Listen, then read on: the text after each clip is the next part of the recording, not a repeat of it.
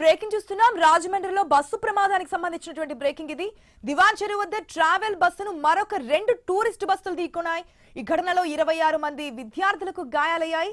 క్షతగాత్రులు నల్గొండ జిల్లా Gundlapalli model school కాలేజీకి చెందిన విద్యార్థులుగా గుర్తించారు. 2 బస్సుల్లో అరకు పాడేరు ప్రాంతాల్లో 3 రోజుల పాటు పర్యటించి తిరిగి వెళ్తుండగా ఈ ప్రమాదం చోటు చేసుకుంది. ఇక దివాన్ చెరువు వద్ద ఒక గేదె అడ్డు రావడంతో ప్రైవేట్ బస్సును వెనుక నుంచి 2 టూరిస్ట్ బస్సులు ఢీకొన్నాయి.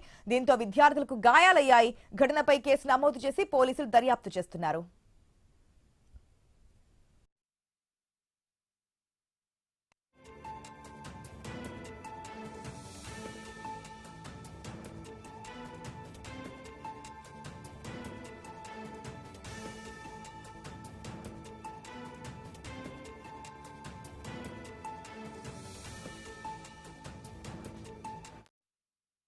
రాజమండ్రిలో బస్సు ప్రమాదం చోటు చేసుకుంది.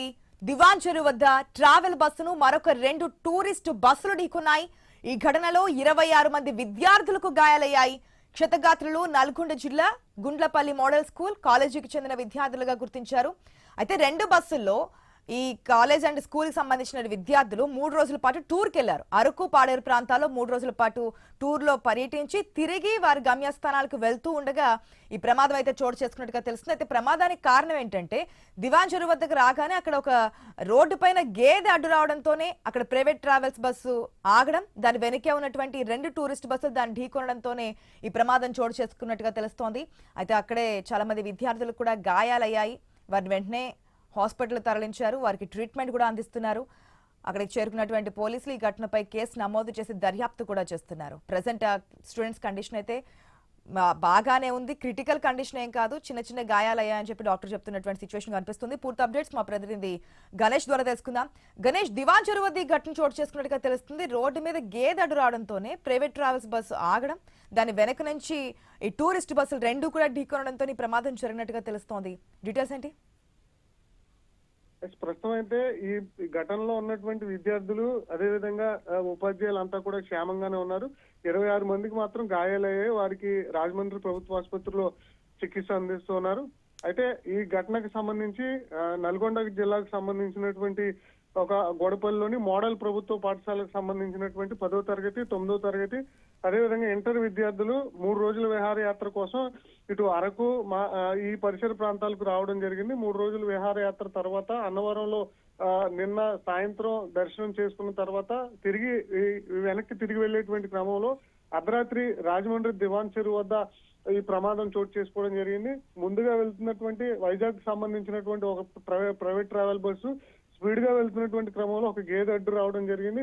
అయితే ఆ గేదెను తప్పించే క్రమంలో ముందుగా వెళ్తున్నటువంటి ప్రైవేట్ ట్రావెల్స్ బస్సు సడన్ గా బ్రేక్ వేయడం, వెనకాల వస్తున్నటువంటి ఈ విద్యార్థులకు సంబంధించిన 2 ప్రైవేట్ ట్రావెల్ బస్సులు అదే స్పీడ్ లో ఉండడంతో ఒక్కసారిగా బస్సు బ్రేక్ వేయడం, వెనకాల ఈ 2 బస్సులు కూడా ఒకదాని ఒకటి ఢీ కొట్టడంతో ఈ ప్రమాదం చోటు చేసుకోవడం జరిగింది. ఈ ప్రమాదం జరిగిన సమయంలో 40 మంది బాలికలు, 40 మంది బాలులు, 10 మంది ఉపాధ్యాయులు ఈ బస్సుల్లో మొత్తం 90 మంది ఉండడం జరిగింది.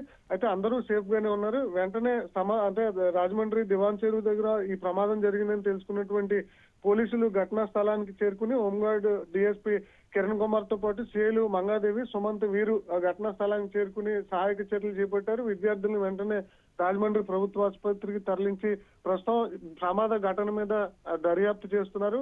గత నెలలో మనం చూసాం, చింతూరులో ప్రైవేట్ ట్రావెల్స్ బస్సు విహారయాత్రకు వచ్చి ఇదే విధంగా అంటే పడిపోవడం, అందులో 8 మంది పైగా చనిపోవడం దేశవ్యాప్తంగా సంచలనం సృష్టించింది. ఇప్పుడు మళ్ళీ తాజాగా ప్రైవేట్ అంటే టూరిస్ట్ అంటే ప్లేసులకు వచ్చి తిరిగి వెళ్తూ విద్యార్థులకు సంబంధించినటువంటి బస్సులు రాజమండ్రి సమీపంలో ఈ విధంగా ప్రమాదానికి గురవడం కూడా చర్చనీయాంశంగా మారింది. దేశవ్యాప్తంగా కూడా వరుసగా ప్రైవేట్ ట్రావెల్స్ బస్సులు అనేవి ఈ ప్రమాదాలకు గురవుతున్నాయి.